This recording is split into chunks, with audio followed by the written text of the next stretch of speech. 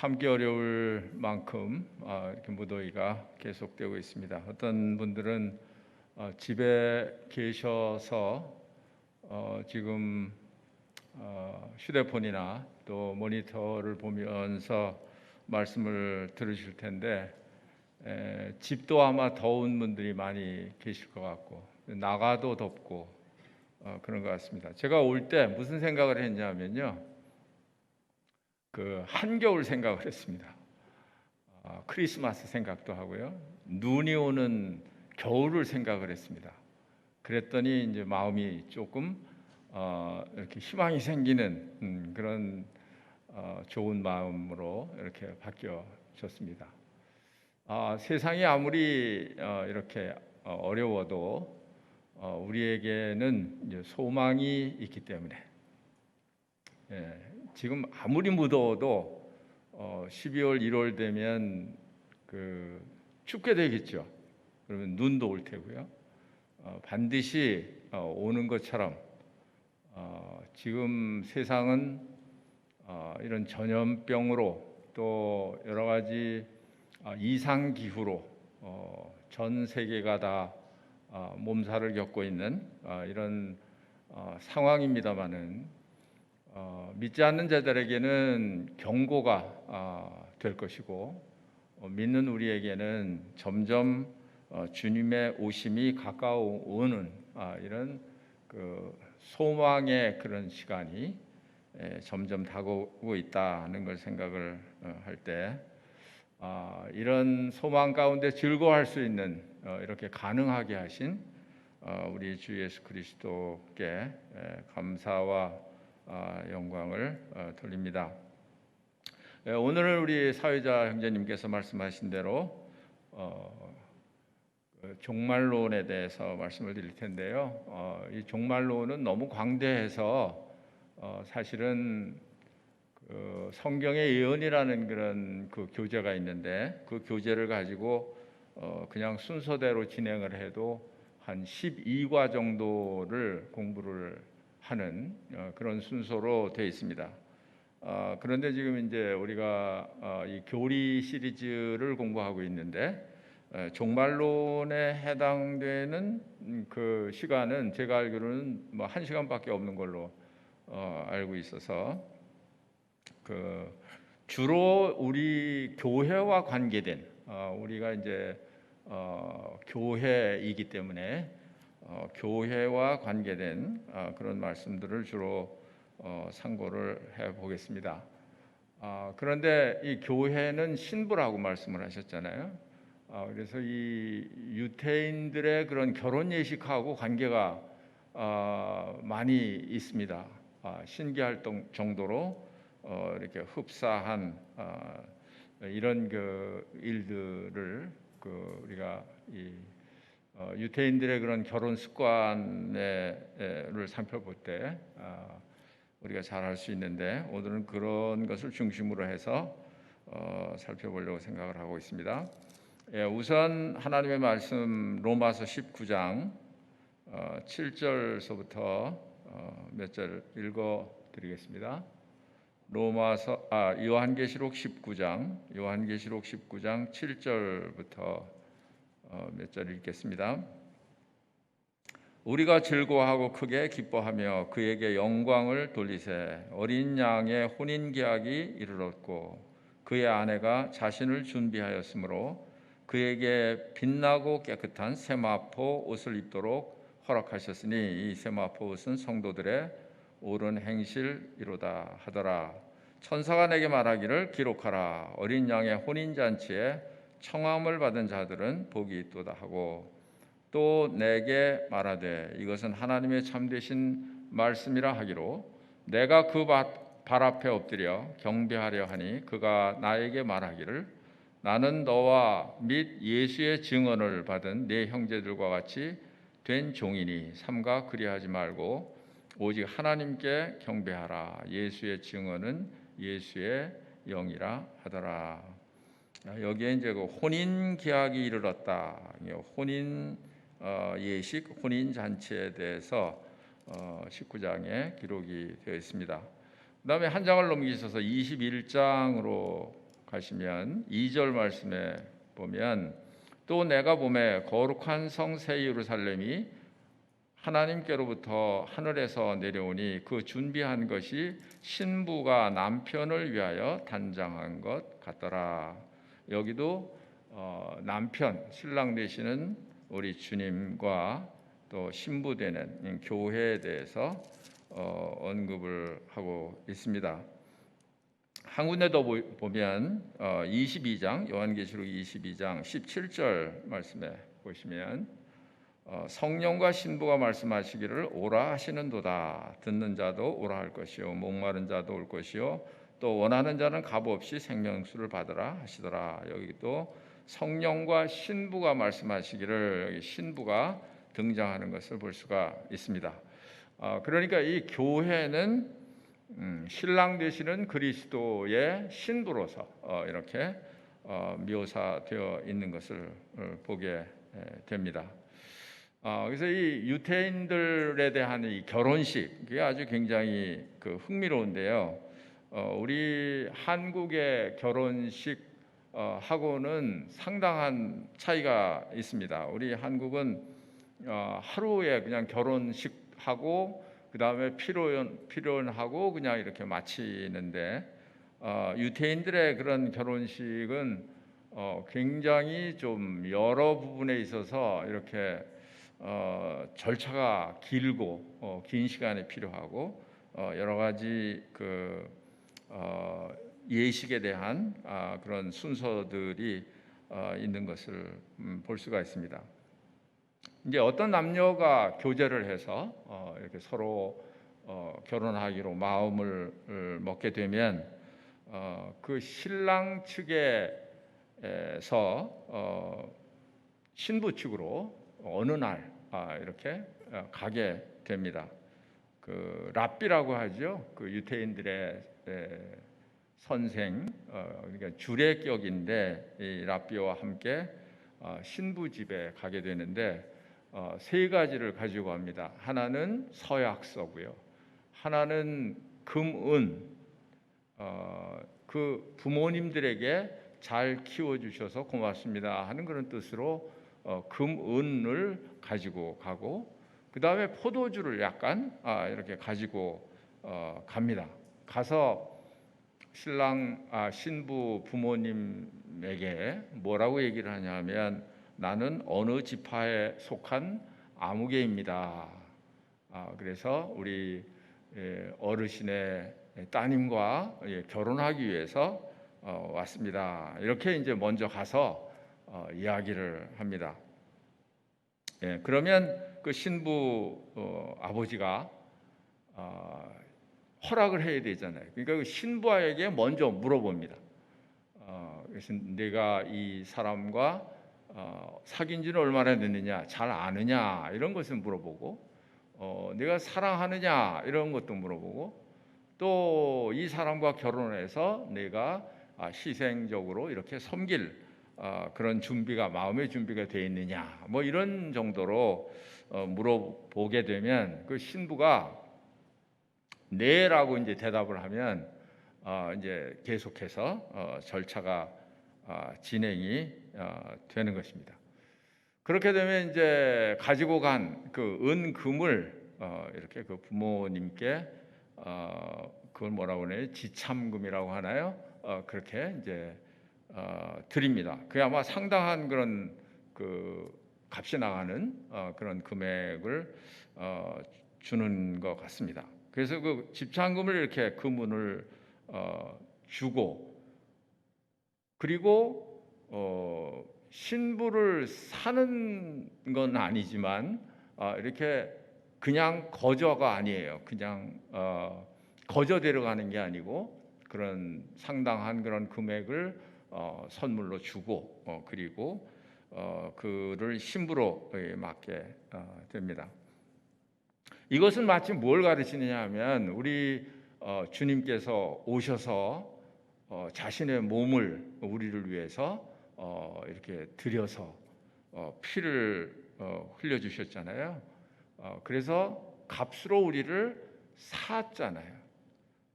값으로 우리를 산 것이 됐다. 고린도전서 6장 20절에 그렇게 말씀을 하셨고, 또 사도행전 20장에는 자기 피로 사신 교회다 이렇게 표현을 하고 있습니다.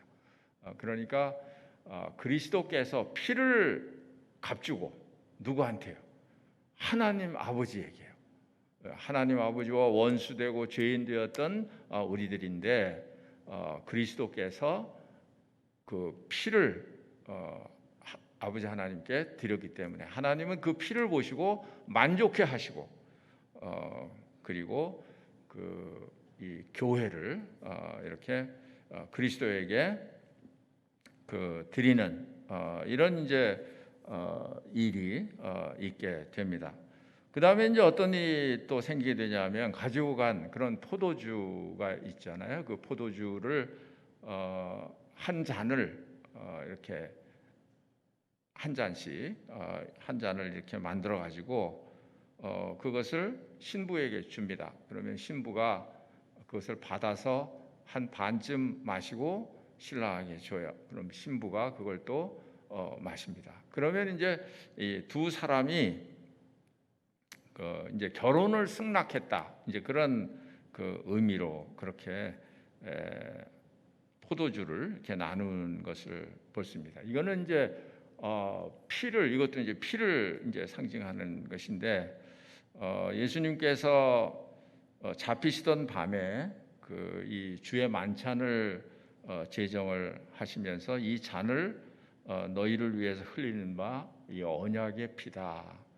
그래서 신랑 신부가 마시는 이 포도주는 이 언약의 피예요. 그래서 언약의 피예요. 왜 언약의 피라고 했을까? 한 가지 예를 들면 이스라엘 백성들이 출애굽할 때 마지막 장자를 죽이는 그런 날에 문설주에 피를 바르면 내가 넘어가겠다 이렇게 이제 약속을 하신 거잖아요. 그래서 이 그리스도께서 흘리신 이 피는 우리를 구원하시고 우리의 죄를 용서하시고 우리를 심판해서 건지시겠다 하는 그런 언약의 피, 약속의 피이기 때문에 그것을 상징한다고 볼 수가 있습니다.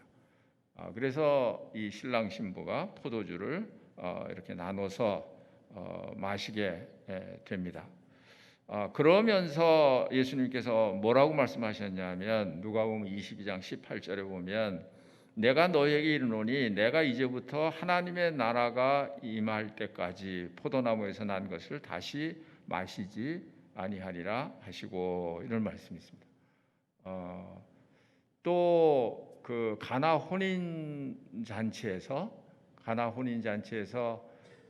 먼저 이 포도주가 떨어졌잖아요. 그래서 나중에 물로 포도주를 만들어서 갖다 줬더니 사람들이 말하기를 보통 사람들은 좋은 포도주를 먼저 내고 그 다음에 취한 다음에 낮은 포도주를 내오는데 여기는 이렇게 나중에 더 좋은 포도주를 이렇게 내온다. 이제 이런 얘기를 했었는 걸 여러분들이 아마 기억을 하실 거예요. 이것은 뭐냐 하면 이제 나중에 신부가 그리스도를 만나서 나중에 혼인 잔치를 할 때 공중에서 하든 천년 왕국 때 하든 혼인 잔치를 할 때 그때를 의미하는 그때를 예언하는 그런 말씀이기도 하는 것입니다. 이 포도주는 잔치 때 없어서는 안 되는 그런 사람들에게 기쁨을 주는 그런 음료수인데 그래서 이제 그때가 되기 전에는 내가 이제 포도주를 마시지 않겠다. 주님이 그렇게 말씀하신 것은 이제 미래에 있을 그런 어린 양의 혼인 잔치를 염두에 두고 이렇게 말씀하셨다. 이렇게 분별이 되는 것입니다. 그렇게 되면 그 순간부터 이제 두 사람은 혼인이 성립이 되는 거예요. 그래서 요셉과 마리아가 정혼하고 동거하기 전에 성령으로 예수님을 잉태했잖아요. 근데 그걸 처음에 모르고 이 마리아가 아주 심각한 그런 상황에 처해 있는 것을 볼 수 있는데, 그게 하나도 이상하지 않은 게 우리처럼 약혼은 그렇게 비중을 크게 두지 않잖아요. 우리 약혼을 뭐 했다가도 파기할 수도 있고. 그런데 이 유태인들, 이스라엘 나라 사람들의 이 정혼이라고 하는 것은 이미 이제 이렇게 되면 혼인이 이게 성립이 되는 거예요. 그래서 그것을 파기하려고 하면 법적 절차를 밟아야 되는, 그런 아주 무게감이 있는 그런 정혼이라고 볼 수 있습니다. 근데 이제 같이 살지는 않아요. 같이 살지는 않아요. 그 정혼을 하고, 이게 이제 유태인들의 그런 이제 결혼 습관인데, 그 다음에는 어떻게 하느냐 하면 다시 자기 집으로 가요. 신랑이 그런 상태로 가서 뭘 하러 가느냐 하면 결혼해서 신랑 신부가 살 그런 처소, 집을 장만하기 위해서 갑니다. 헤어지면 신랑은 집을 장만하고 신부는 이제 모든 그런 신랑을 기다리면서, 다시 오실 그런 신랑을 기다리면서 결혼 생활에 쓸 모든 물품에 대해서 준비를 하고, 그때부터는 정결하게 다른 남자는 만나지 않고 그 신랑만 이렇게 기다리고 있는 그런 이제 그것을 정혼 기간이라고 합니다. 정혼 기간. 그게 한 1년에서 2년 정도 이렇게 되는데, 이게 정해져 있지 않아요. 보통은 이제 1년 뭐 전후반 이렇게 해서 신랑이 다시 와서 신부를 데려가는데, 이게 날짜가 정해진 게 아니에요. 어떤 사람은 뭐 1년에서 2년까지도 시간이 걸리고, 왜냐하면 이것은 또 신랑이 신부를 데리러 오는 그 날짜는 누구만 알고 있느냐 하면 신랑 아버지만 알고 있어요. 아무도 몰라요. 신랑도 모르고 아무도 모르고 신랑 아버지만 알아요. 그래서 아버지가 볼 때 이 신랑이 이제 집도 마련하고 또 결혼해서 아내를 데리고 살 이런 모든 것이 갖춰졌다고 생각이 될 때, 그때 이제 신랑에게 통보를 합니다. 그래서 내가 이제 가서 언제 가서 신부를 데려와라, 이렇게 이야기를 하면, 그러면 이제 이 신랑이 그 친구들을 데리고 신부 집에 데리러 가는, 그러니까 한 1년 이상은 이렇게 떨어져서 살아야 되는.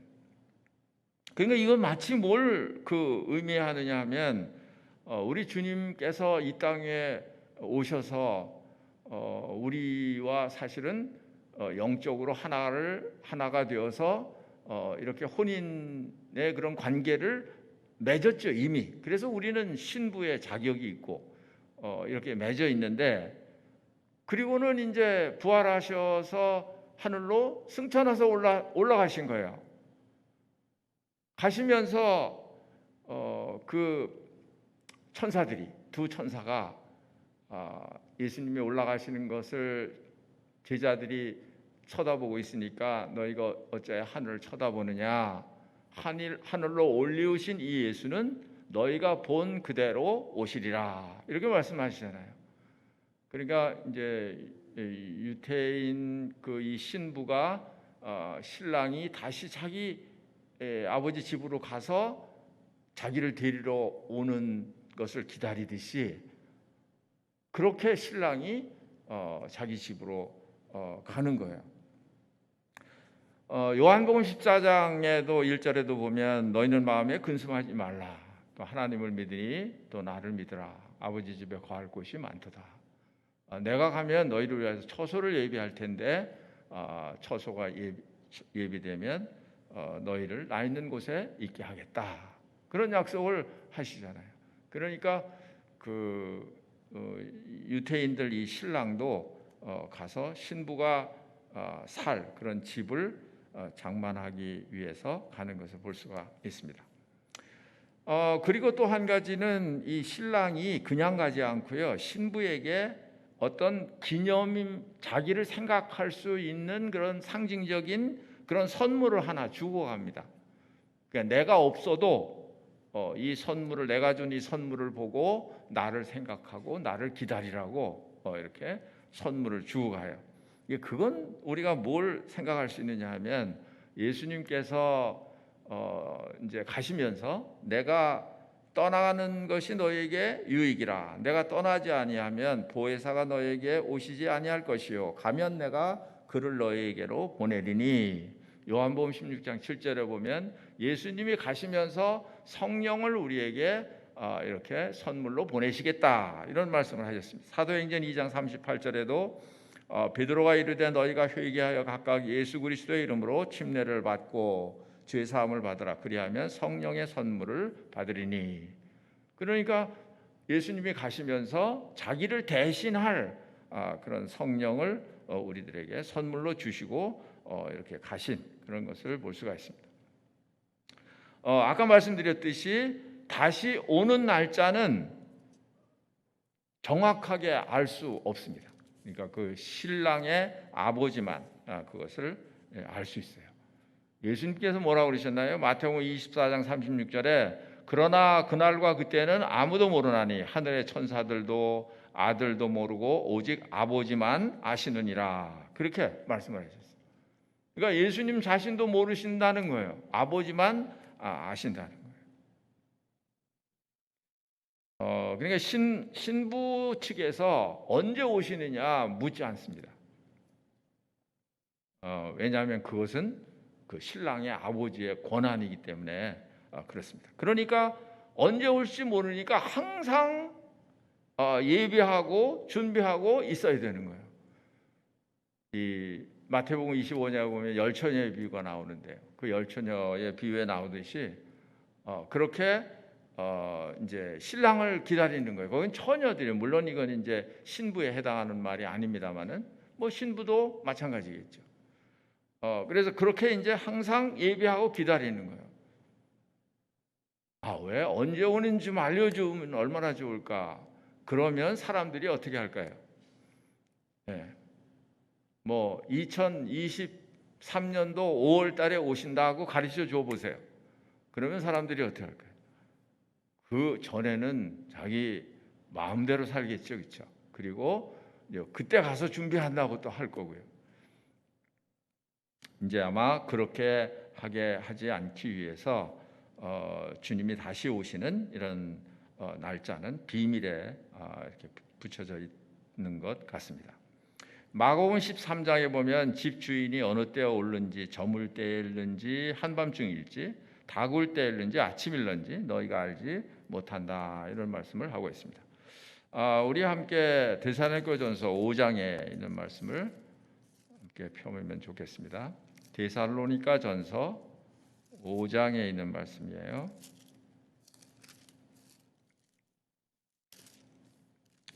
데살로니가전서 5장 1절 말씀입니다.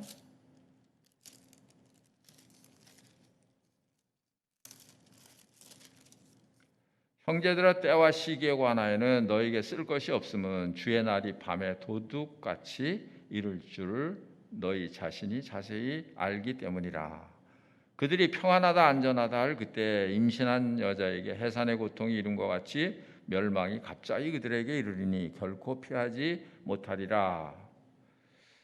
4절에 형제들아, 너희는 어둠에 있지 아니하며 그날이 도둑같이 너희에게 임하지 못하리니 너희는 다 빛의 아들이요 낮의 아들이라. 우리가 밤이나 어둠에 속하지 아니하나니.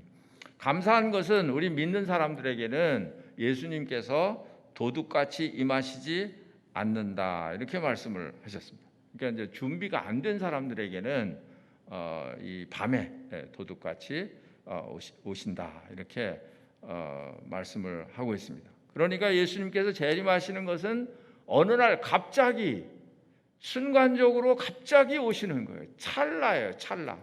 눈 깜짝할 사이에 예수님이 오시는 거예요. 어느 순간에 오실지 모르는 거죠. 그래서 여기 이제 밤에 오신다고 하는 것은 뭐 예수님께서 꼭 뭐 이렇게 낮이 아니고 밤에 오신다 그런 의미보다는 밤이라고 하는 거는 그런 거잖아요. 이 죄악이 가득 찬 그런 어두운 세상, 아마 그런 의미가 있다고 생각을 합니다. 노아의 때에도 마찬가지고 소돔 고모라 때에도 마찬가지고 이 세상에 죄악이 관영했을 때 그럴 때 심판이 임했던 것을 볼 수가 있습니다. 이게 예수님의 재림은 사실은 세상을 심판하기 위해서 재림하시는 거기 때문에, 그래서 이 세상이 어두워졌을 때, 아주 캄캄하게 어두워졌을 때 그때 오신다.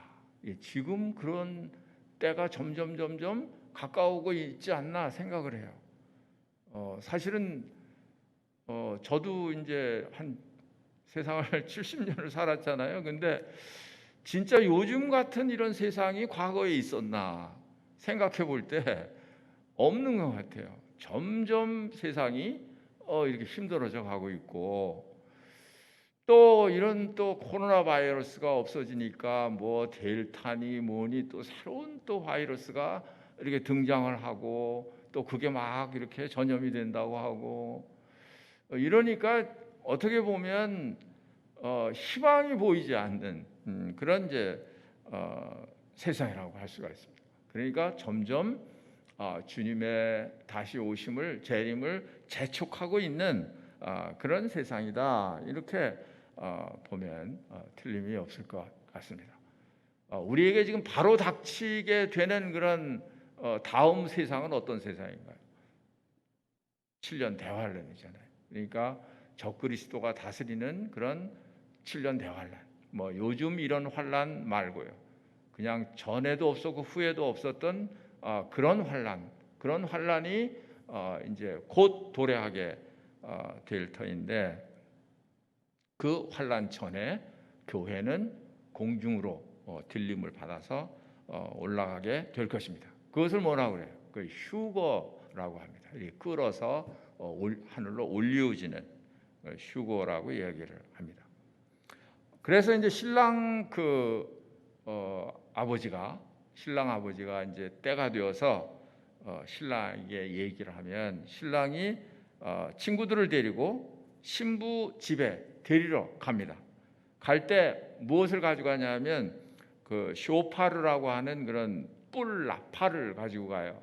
그러면서 그 동네에 들어가면서 그 뿔 나팔을 막 불고 신랑이 온다, 신랑을 맞으라, 이렇게 소리를 하면서 그 동네를 이렇게 들어갑니다. 그러면 준비하고 있던 그 사람들이 나와서 이제 신랑을 맞게 되는 이제 그런 장면을 생각할 수가 있는데, 데살로니가전서 4장 16절에 보면 어떤 말씀이 기록이 되어 있나요? 거기 주께서 호령과 천사장의 소리와 하나님의 나팔로 친히 하늘로부터 강림하시리니 그랬습니다. 그러니까 예수님께서 오실 때, 우리 교회를 데리러 오실 때, 신부를 데리러 오실 때 이런 모습일 거예요. 그 유태인들이 뿔나팔을 불면서 이렇게 오듯이 호령과 천사장의 소리와 하나님의 나팔로 하늘로부터 강림하게 된다 그랬습니다. 그러면 무슨 일이 일어날까요? 그리스도 안에서 죽은 자들이 먼저 일어나고, 그 후에 우리 살아남은 자들도 그들과 함께 구름 속으로 끌어올려 공중에서 주를 영접하게 하시리니 그리하여 우리가 항상 주와 함께 있으리라. 공중으로 끌어올려 간다. 이것을 휴거라고 합니다. 휴거라는 말은 성경에 없지만 이런 뜻으로 휴거라는 말을 사용을 하게 됩니다. 그럴 때 우리 살아남아 있는 사람도 이 육체가 아닌 변화된 예수님께서 장사 지냈다가 다시 부활하신 그런 몸이에요. 그러니까 어느 곳에 문이 닫혔어도 들어가실 수 있는 그런 몸이에요. 또 잡수실 수도 있고 잡수시지 않을 수도 있는 그런 몸이에요. 그런 몸이라야 우리가 그 하늘나라에 가서 살기에 합당한 그런 몸으로 변화가 되는 거죠. 이런 몸 가지고는 못 가는 거죠. 언젠가도 말씀드렸습니다만 뭐 조그만 일을 만나도 우리 심장이 두근두근하고 깜짝깜짝 놀라고 이러는데요. 그런데 지금 이 심장을 가지고 결코 그 나라에 가서 그 광경을 목격을 할 수가 없습니다.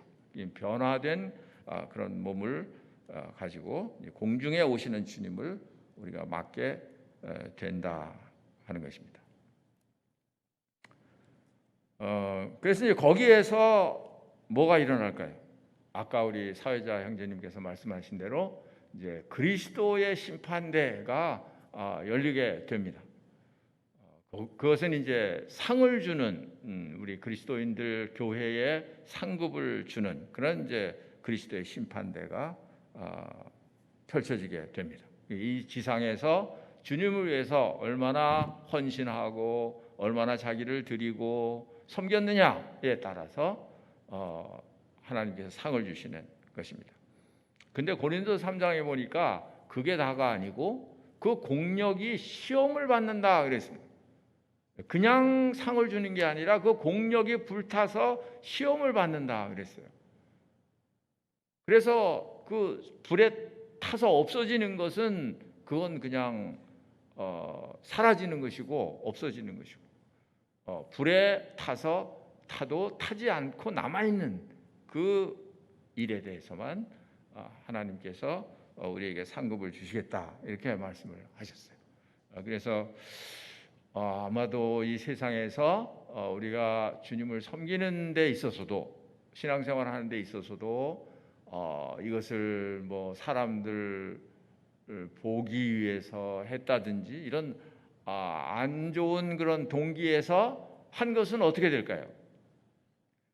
시험할 때, 불로 시험을 할 때 그건 다 없어지는 거예요. 자기를 위해서 한 거기 때문에. 그런데 그렇지 않은 것만 남아서 이렇게 그 상급을 받게 될 것입니다. 그러니까 이 금은 보석은 그건 타지 않아요. 그걸 제가 직접 봤어요. 옛날이에요. 저기 서초동에 그때 뭐 이렇게 그 나무로 지은 임시 이런 집들이 많이 있었던 때인데요. 거기 불이 났어요. 그런데 어떤 그 성도님이 거기 살고 계셨어요. 근데 그 성도님이 잃어버린 게 하나 있었어요. 그게 뭐냐면 금반지를 잃어버린 거예요. 그런데 판잣집이기 때문에 아무것도 있는 게 없어요. 그냥 jet밖에 없는 그런 터인데. 그런데 우연히 이제 우리가 가서 이렇게 그 터를 이렇게 뒤적거리고 찾는데 그 금이 금 반지가 거기서 나온 거예요. 그래서 야, 이게 진짜 불에 타지 않는 이 금이구나. 그러니까 우리의 그런 공력도 불에 타도 태워지지 않는 그런 그 금은 보석 그런 것으로 집을 져야 그게 영원히 남는 그런 집이다. 이렇게 우리에게 말씀을 하고 있는 것입니다. 그 다음에 이제 거기에 가면 이제 잔치가 벌어지게 되죠. 신랑이 신부에게 반지도 끼워주고 또 결혼 증서에다가 이게 이건 두 번째 결혼 증서에다가 또 서명을 하고 낭독을 하고 이렇게 또 교환을 하게 되고 그렇게 하고 이제 합방을 해요. 신랑 신부가 합방을 합니다. 합방을 한 다음에 그 다음 날 아침에 일어나서 신랑이 이 신부는 정결한 그런 신부다. 이렇게 이제 친구들에게 공포를 해요. 그러면 그 말이 떨어지자마자 축제가 벌어지는 거예요. 잔치가 벌어지는 거예요.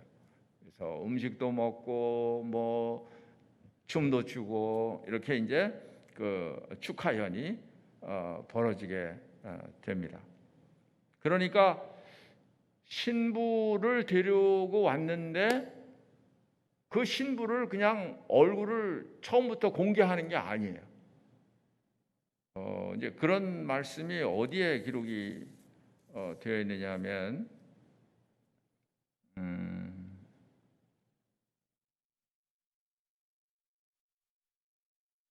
우선 그 요한계시록에 한번 가보겠습니다.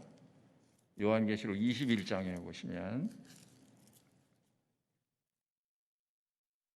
요한계시록 21장 9절입니다. 요한계시록 21장 9절. 일곱 대접을 가지고 마지막 일곱 재앙을 담은 일곱 천사 중 하나가 나와서 내게 말하여 이르되 이리 오라. 내가 신부 곧 어린 양의 아내를 네게 보이리라 하고. 그렇죠? 여기에 신부 어린 양의 아내를 네게 보이리라 이렇게 하는 거예요. 그러니까 이 유태인들의 풍습도 그런 거예요. 신부를 보여주지 않고 있다가 이제 합방을 하고 나서 그 이튿날 비로소 이제 아내에 대해서 이렇게 공개하는 그런 것처럼 우리 아마 이 공중에서 이런 그 그리스도의 심판대와 또 혼인 잔치가 벌어지고, 이게 우리가 생각하는 것처럼 이게 혼인 잔치가 그렇게 그냥 한 번에 이렇게 끝나고 이런 게 아닌 것 같아요. 유태인들의 그런 혼인 예식은 처음에 그 신부의 집에 갔을 때서부터 그런 이제 잔치가 있고 뭐 이렇게 진행이 되는 것 같습니다. 뭐 우리가 그런 자세한 것에 대해서 뭐 이렇게 아주 생각하기 어렵습니다만은 그래서 그때 이제 신부를 이렇게 공개가 되는데 그런 말씀들이 또 어디에 기록이 되어 있느냐 하면 21장에 보시면 그 위에요. 2절에 아까 읽어드린 것 같습니다만은 21장 2절에 또 내가 보매 거룩한 성 새 예루살렘이 하나님께로부터 하늘에서 내려오니 그 준비한 것이 신부가 남편을 위하여 단장한 것 같더라. 그래서 어떤 사람들은 그렇게 이야기를 합니다. 크게 두 가지 분별이 있어요. 하나는 공중에서 그리스도의 심판대에서 상을 주는 그런 일이 있고 거기에서 혼인 잔치가 벌어진다, 혼인 예식이 벌어진다 이렇게 보는 분들이 있습니다. 왜냐하면 그 유태인들의 혼인 예식이 7일 동안 계속이 돼요.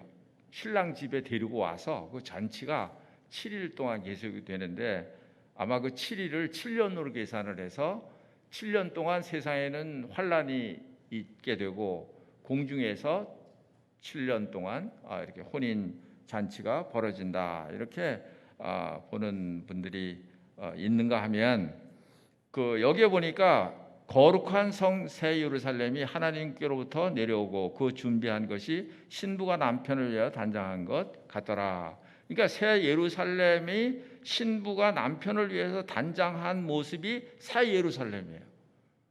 그러니까 이 새 예루살렘이 하늘로부터 이렇게 내려오는 그런 장면을 보면 뭐 7년 대환란 중에 공중에서 잔치를 하고 그리고 그 단장을 하고 예루살렘 성이 성과 함께 신부가 이렇게 지상에 재림을 하는 예수님과 함께 이제 그런 장면도 우리가 생각할 수가 있고요.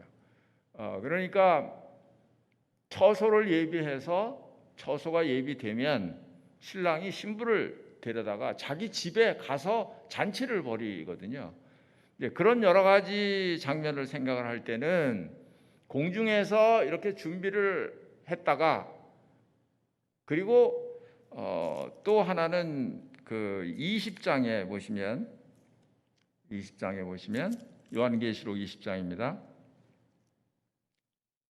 거기 4절 말씀에 보겠습니다. 또 내가 보좌들을 보니 거기에 앉은 자들이 있어 심판하는 권세를 받았더라. 또 내가 보니 예수를 증언함과 하나님의 말씀 때문에 목배임을 당한 자들의 영혼들과 또 짐승과 그 우상에게 경배하지 아니하고 그들의 이마와 손에 그의 표를 받지 아니한 자들이 살아서 그리스도와 더불어 천년 동안 왕노릇하니.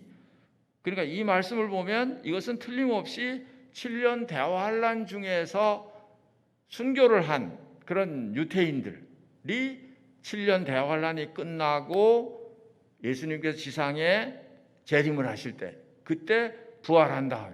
그게 첫째 부활이다. 여기 이렇게 말씀을 하고 있습니다. 그 후에는 천년 왕국이 시작이 되고 그리로 들어가게 되는 그것을 우리가 볼 수가 있습니다. 그러니까 어떤 분들은 이 혼인 잔치나 이런 것들이 예수님께서 지상에 강림하신 다음에 이 예루살렘 성과 함께 강림하신 다음에 거기에서 7년 대환이 있을 것이다. 이렇게 분별하는 분들도 있습니다. 그러나 그것은 이제 어떻게 분별하든지 그건 이렇게 분별합니다. 이게 좋은 거예요. 뭐 이거다 저거다 이게 뭐 서로 내가 옳다 내가 옳다 이런 문제가 아니에요. 공중에서 하든 지상에 내려와서 천년 왕국 때 하든 중요한 건 뭐예요? 중요한 건 우리가 신부라는 거죠. 우리가 신부라는 거죠. 신부로서 거기 지금 신랑과 함께 거기 참여하고 있다는 것이죠. 그리고 지금 읽어드린 이 유태인들, 그 순교자들 있잖아요. 그 7년 대환란 때 순교한 사람들의 부활이 있잖아요. 그러니까 이런 유태인들이 부활하고 또 뭐 구약 시대 성도들이 같이 부활하는 것으로 이렇게 이제 보여지기도 하는데 이런 사람들은 어떤 사람들이에요? 이런 사람들은 혼인 잔치에 뭐예요? 들러리 청함을 받은 사람들 들러리가 되는 거예요. 그래서 이제 그런 이제 이렇게 그림을 여러 말씀들을 통해서 우리가 그려볼 수가 있습니다. 그래서 천년 동안 그 왕노릇하는 이런 기간이 지나게 됩니다.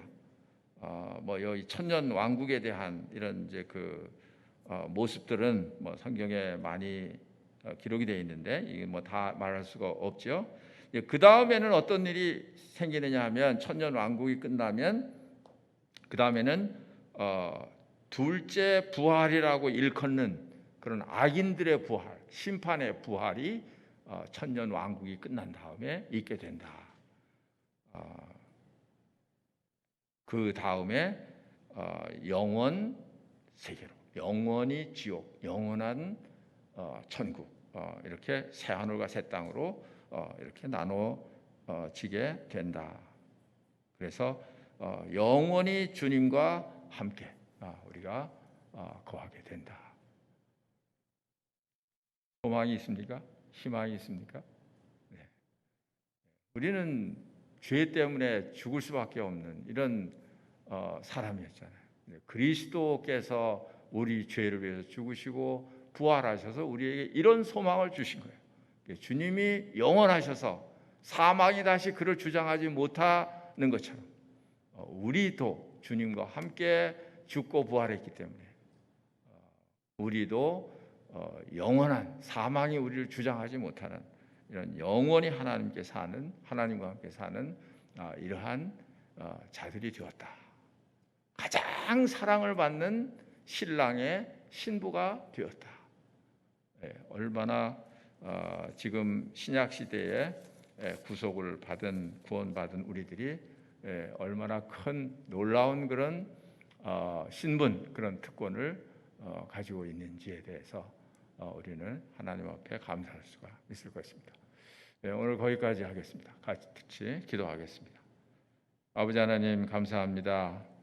저희들은 앞일에 대해서 내다볼 수도 없고 알 수도 없지만 그러나 영원부터 영원까지 계신 또 영원부터 영원까지 다 알고 계시는 우리 아버지 하나님께서 이와 같이 성경에 앞으로 될 일에 대해서 저희들에게 계시해 주시고 또 가르쳐 주신 것을 생각할 때 감사를 드립니다. 아버지 하나님 저희들이 이러한 확실한 소망 가운데 우리의 닻을 내리고 이 세상을 살아갈 수 있게 해 주셔서 이 세상의 어떤 풍파에 우리가 휩쓸리지 아니하고 그 소망을 굳게 하고 달려갈 길을 다 가도록 저희들을 격려하시고 도와주시기를 간절히 기도합니다. 우리 또 김선우 형제님 이렇게 어려운 그런 치료를 이제 시작하게 되겠사온데 아버지 하나님께서 그 마음속에 말씀을 보내시고 그 마음속에 이런 생명의 말씀이 계속 역사할 수 있게 해주셔서 이러한 악한 세포를 물리치는 데까지 이르도록 해주셔서 참 저희들과 함께 이렇게 여전히 주님 오실 때까지 이렇게 주님을 섬길 수 있도록 아버지 하나님께서 회복시켜 주시고 돌려 보내주시기를 간절히 기도합니다. 주 예수 그리스도의 이름으로 감사하며 기도합니다. 아멘.